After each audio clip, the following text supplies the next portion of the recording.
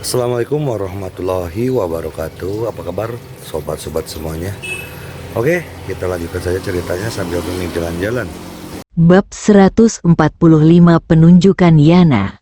Maryam sangat terkejut dengan ketenangan Windsor. Wanita ini luar biasa. Dan Yanti ini bahkan lebih tak terduga. Maryam sama-sama marah dengan kedatangan pengaturan Windsor dan Yanti. Dan itu bahkan lebih tidak bisa ditoleransi. Namun, Leni bisa marah. Jika dia marah, dia akan terlihat dirugikan di depan Yanti. Sekarang dia dan Yanti bersaing dengan Henry.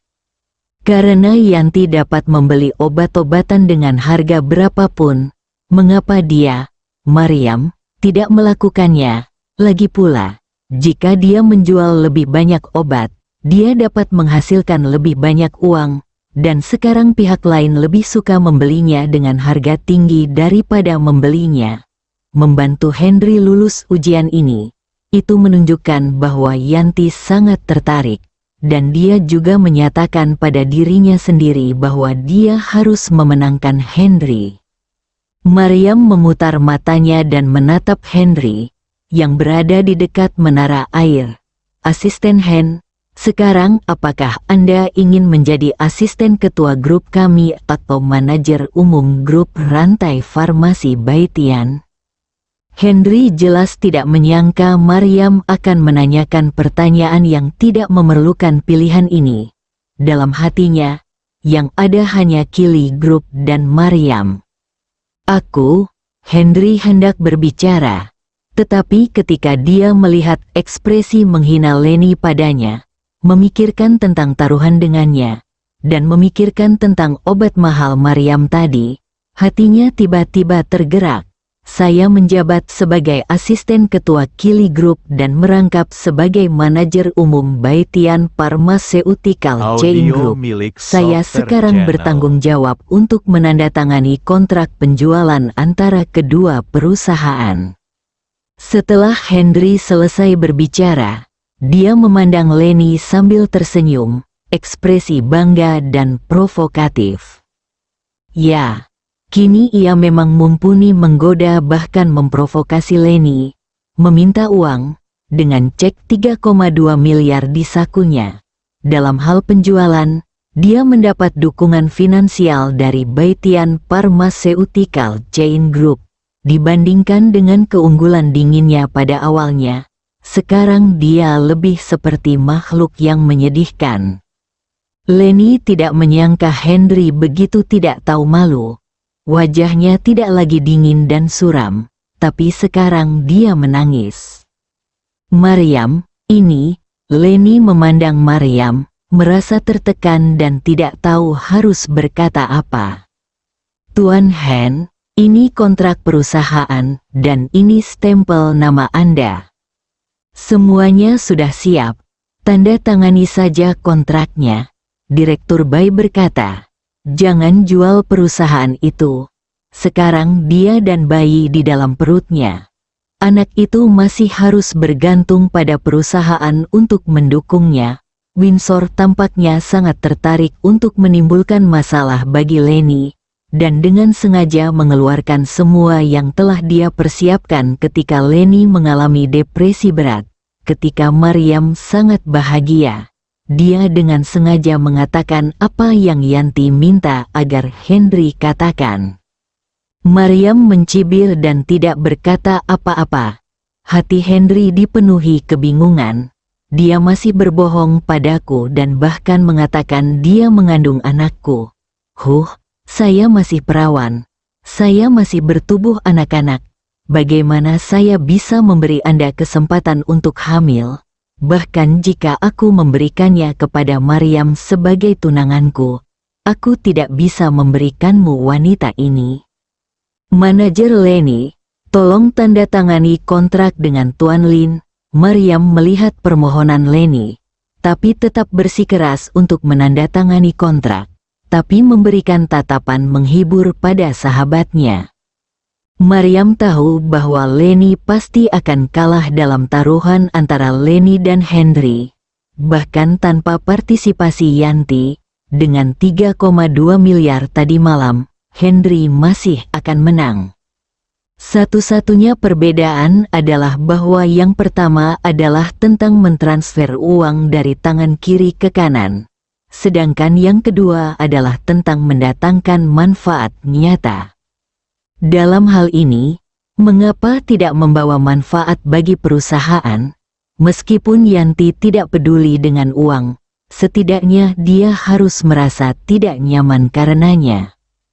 Meskipun Lenny sangat kuat, sangat marah kepada Windsor, dan membenci perilaku Henry, sebagai manajer umum sebuah perusahaan, dia masih berpikiran jernih dan tidak berbicara, tetapi langsung meminta orang untuk menyiapkan kontrak. Proses penandatanganan kontrak antara Henry dan Lenny berjalan lancar.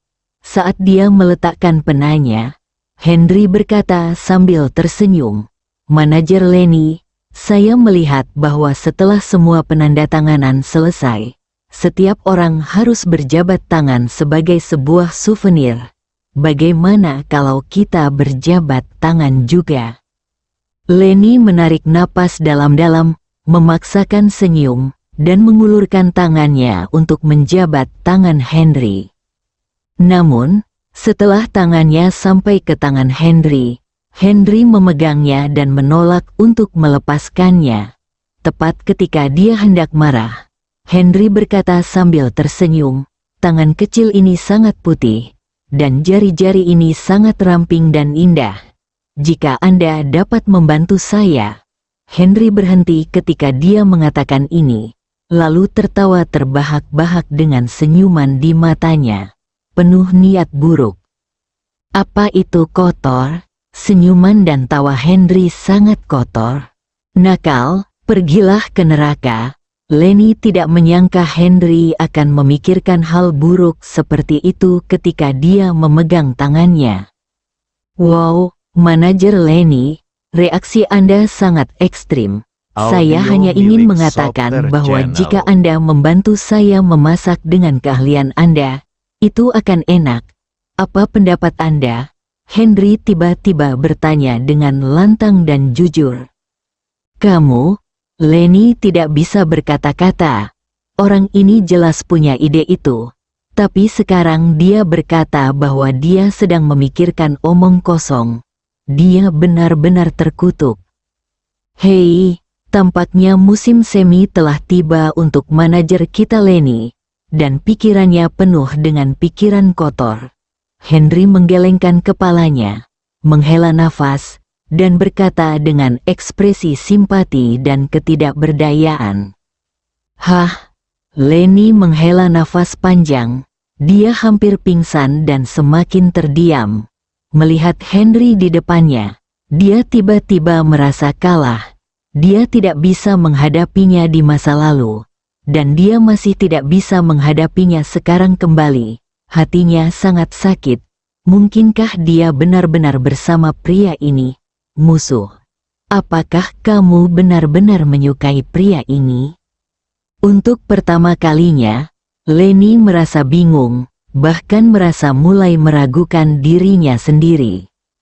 "Windsor, berikan kontraknya kepada Direktur Bay dan katakan padanya bahwa saya akan menjadi manajer dalam 4 hari ke depan dan minta dia menyiapkan uang untuk membeli obat-obatan. Jika ada yang harus Anda lakukan, hubungi saja saya." Suasana hati yang baik, melihat keindahan Windsor, juga lebih enak dipandang dan lebih menyebalkan untuk diucapkan. Windsor menerima kontrak tersebut, membungkuk sedikit kepada Henry, dan berkata sambil tersenyum, "Baiklah, Tuan Hen. Tetapi Direktur Bay berkata bahwa Anda akan terus menjadi manajer. Ketika dia melahirkan seorang anak, Anda akan bertanggung jawab atas itu. Ketua, perkembangan grup di masa depan bergantung pada Anda." Henry sedang dalam suasana hati yang baik, tapi kata-kata Windsor membuatnya kehilangan mood lagi. Windsor pergi, Lenny pergi, meninggalkan Henry dan Mariam. Tepat setelah mereka tenang, Sela mengetuk pintu lagi dan masuk, mengirimkan undangan ke Henry. Membuka undangan, Henry tersenyum. Yana mengundangnya ke Bank Tianyi miliknya untuk pertemuan kecil di malam hari. Memikirkan apa yang terjadi kemarin, mata Henry dipenuhi dengan rasa dingin. Bab 146. Apakah ini perjamuan Hongmen? Maryam melihat undangan tersebut dan dengan tegas tidak setuju dengan partisipasi Henry. Tetapi Henry menolak, tidak peduli apa jenis perjamuannya. Bahkan perjamuan Hongmen, dia, Henry, tidak dapat mundur, jika tidak.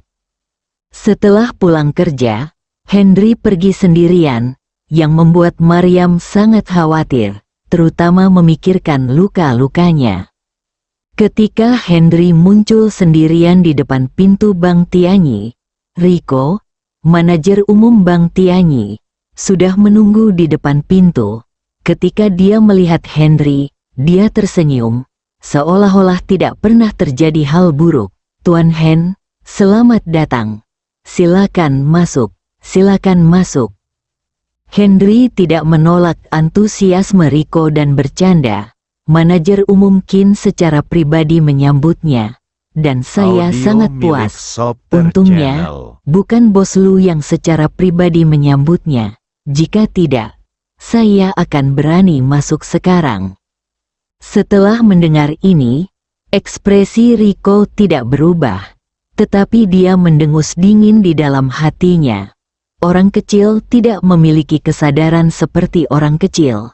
Dia ingin bos bank kita menyambutnya, dan dia tidak mau berpikir tentang hal-hal kotor yang telah dilakukannya. Dr. Hen, Tuan Lu awalnya akan datang.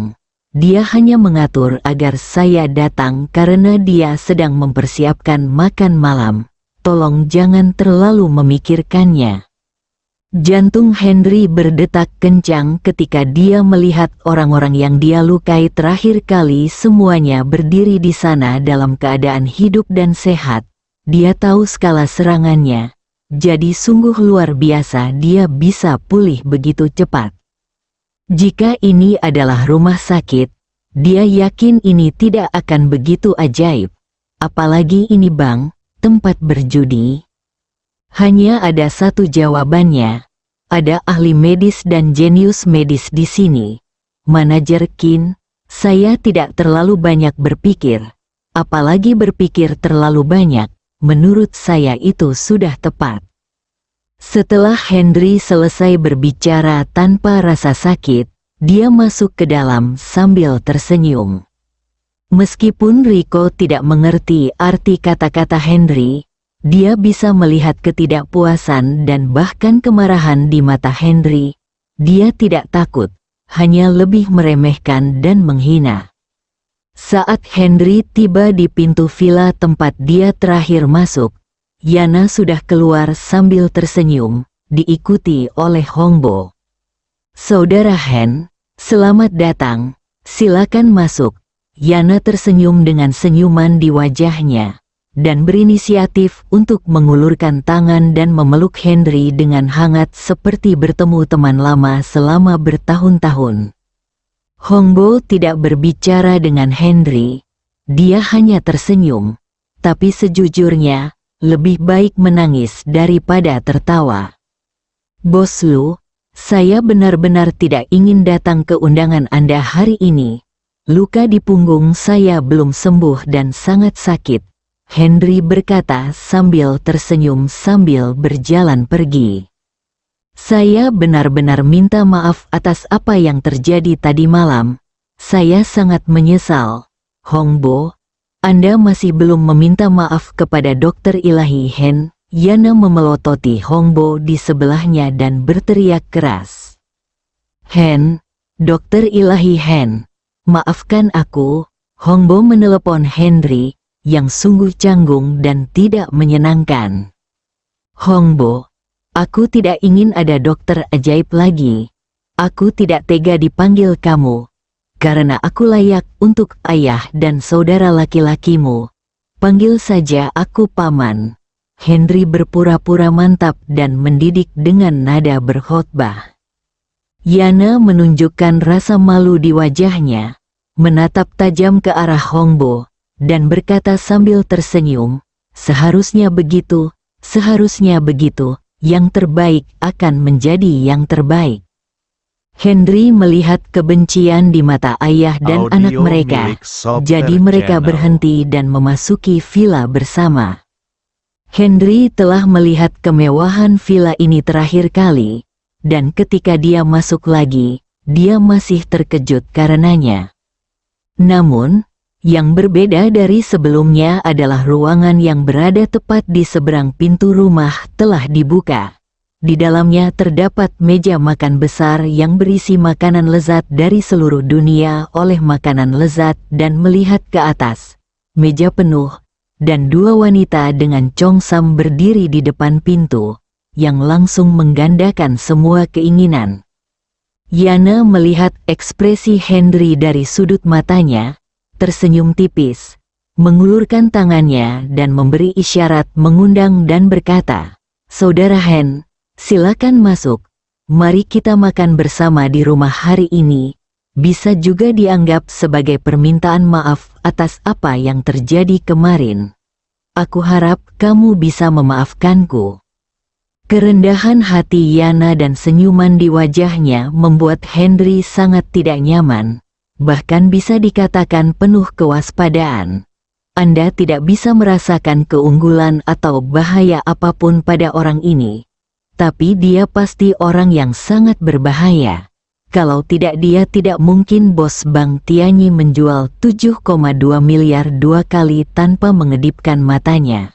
Adapun apakah hatinya sakit, hanya dia yang tahu. Bos Lu, kamu benar-benar membuatku kesal. Jawa adalah negara etiket. Dalam masyarakat modern, orang yang boleh makan di rumah tidak boleh memiliki hubungan biasa. Jika tidak, bukankah semua hotel di luar harus tutup? Henry bercanda sambil tersenyum. Ada senyuman di mata Yana, tapi dia terus-menerus memikirkan Henry di depannya. Cedera yang dideritanya kemarin sepertinya baik-baik saja atau dia tidak menganggap dirinya serius sama sekali. Hal ini membuatnya semakin misterius dan semakin penasaran dengan Henry. Yana terus membuat isyarat undangan dan langsung datang ke meja makan.